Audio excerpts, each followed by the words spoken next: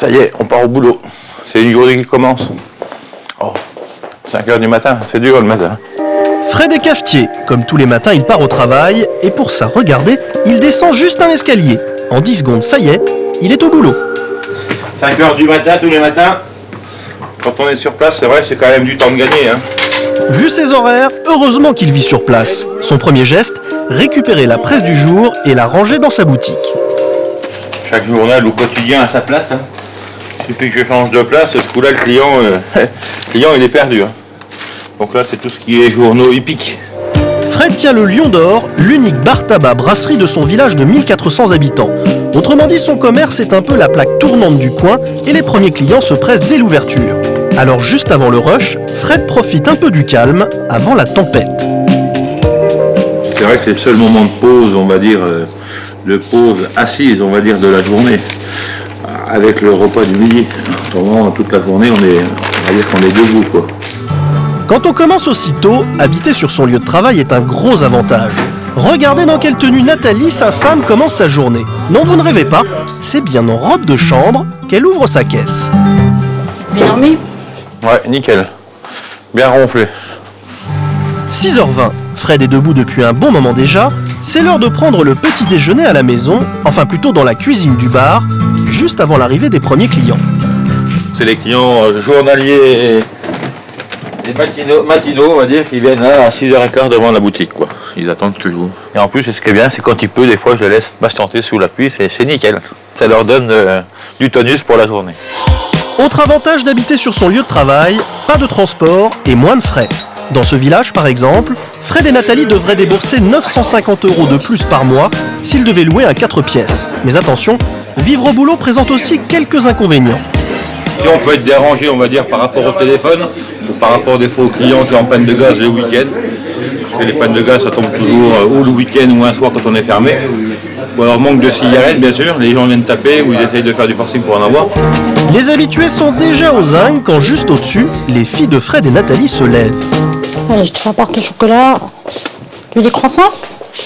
Les clients en bas, les enfants à l'étage. Nathalie le reconnaît, ce n'est pas toujours facile de séparer vie privée et vie professionnelle. Pour les mamans qui travaillent à l'extérieur, elles arrivent le soir, elles sont tranquilles, elles peuvent se poser, dire voilà, je fais du repassage, je donne à manger à mes enfants, je fais à manger. Parce que moi, je suis tout le temps vraiment sur le qui-vive. Je me dis bon, est-ce qu'il va m'appeler parce qu'il y aura beaucoup de monde au bar. À 8h, lorsque ses filles partent à l'école, Fred a déjà 3 heures de boulot dans les pattes. Bon, ben bonne journée. Hein ? Travaillez bien.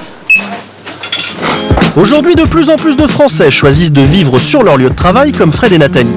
Philippe est agent immobilier et selon lui, avec la crise, cette vieille tendance qu'on avait un peu oubliée revient en force. Des années 1900 à 1970, il y avait l'unicité lieu de travail, lieu d'habitation. Et depuis 1970, on a constaté que les appartements étant peu adaptés ou mal adaptés à la vie familiale, plus le lieu de travail en dessous, les gens louaient ou achetaient autre chose. Et depuis 2-3 ans, avec la crise, on constate que les gens reprennent l'habitation au-dessus du commerce pour limiter les frais, puisque dans le bail commercial, le loyer, c'est à la fois le bail commercial et l'habitation. Et vous allez voir que ça va parfois beaucoup plus loin. Francis est antiquaire à Paris et lui, il ne vit pas au-dessus ni en dessous de son lieu de travail, mais carrément dedans. Cuisine, salle à manger et même salon, Francis utilise tous les jours tout ce que vous voyez ici. Et pourtant, tout est à vendre. C'est une pièce d'exposition, c'est évident, puisqu'on voit bien, les meubles sont disposés, etc. Mais en même temps, moi, ça me sert de salon, ça me sert de grand salon quand on est nombreux. Je veux dire, c'est quand même plus pratique de venir s'asseoir dans le grand salon que de rester là-haut. Mais en même temps, les choses ici sont à vendre. Aujourd'hui, Francis reçoit ses amis pour le café. Francis ! Salut ma cocotte. Et bien sûr, c'est en pleine boutique que ça se passe.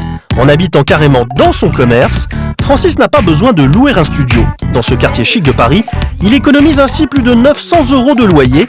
Et en plus, ses amis adorent son mode de vie original.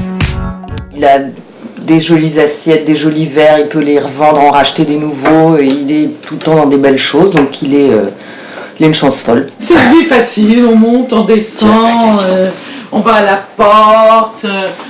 J'y vais justement. Voilà. Et justement, des clients, il en arrive régulièrement, comme pour lui rappeler qu'il est aussi là pour travailler. Bon, j'espère que ça va être joli, mais donc avant de les vendre, je vais déjà voir ce que ça donne. Voilà. On espère bien que ça va être joli. Oui. Au Lion d'Or, c'est l'heure de pointe. Avec une seule serveuse pour 30 couverts en moyenne, c'est Fred qui est en cuisine, pendant que Nathalie tient le bar. Et ce n'est pas toujours facile d'habiter au milieu des habitués. Après, on essaye de se protéger un petit peu par rapport aux clients, parce que bon, on est quand même tout le temps ici. À 18h, les filles rentrent de l'école et traversent le bar pour monter dans leur chambre. Oh, on est sur l'émission 100% magazine, sur la 6. Elles filent faire leurs devoirs à l'étage. Entre le bar, le tabac et le restaurant, la vie de leurs parents ne les fait pas vraiment rêver. J'aime pas trop parce que des fois il y a du bruit et puis on est tout le temps obligé de rester au travail. À l'heure de l'apéro, tout le village est dans le bar. Du coup, quand elles ont fini leurs devoirs, les filles viennent donner un coup de main à leurs parents. Tu fais le plein des glaçons? Glaçons, café, verre, dans un bar, il y a toujours quelque chose à faire. À l'heure du dîner, les filles préparent le repas avec leur mère et passent donc pas mal de temps avec elle. Pour Nathalie, c'est justement un autre avantage de vivre sur son lieu de travail. Les gens nous disent oui, vous n'avez jamais de temps pour votre famille, alors que si quand même, parce que bon là je peux passer du temps avec elles, même si j'ai mes clients au niveau du bar. Si elles ont besoin de moi, je peux être là. La journée, je peux aussi aller les chercher à l'école si elles finissent plus tôt. Bientôt 20h30, l'heure de fermeture. Fred pousse les derniers clients dehors. Il a travaillé 15 heures, soit 2 journées de travail en une. Alors, on sent la fatigue arriver le soir. Et quand on ferme le rideau le soir, on est bien content. Une fois le rideau fermé, la famille passe à table dans le bar tout vide. Habiter sur son lieu de travail, finalement, c'est presque un boulot à plein temps.